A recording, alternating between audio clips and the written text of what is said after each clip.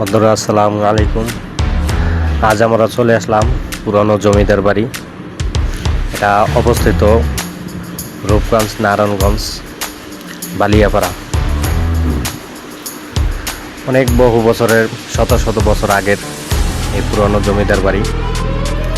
দেখেন গাছপালায় পুরা বাড়িটারে ঘিরে রাখছে। তাহলে বুঝতেই পারতেছেন যে কত বছর আগের এই বাড়িটা। এখন এই বাড়িটা দেখলে মনে হয় যে ভূতের বাড়ির মতো, ঠিক আছে। এখানেও যদি আপনি একা আসেন তো অনেক একটু ভয় ভয় লাগবো। প্রাকৃতিকভাবে দেখেন গাছপালা পুরা বাড়িটারে লতায় ফতায় পুরা ঘিরে রাখছে।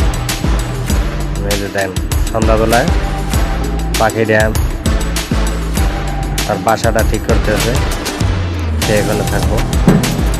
এই যে দেখেন, তো আমরা সামনের দিকটা গেছি, পরে এখন এই পিছনের দিকটা আসলাম। পিছনের দিকটার দেখেন কি অবস্থা।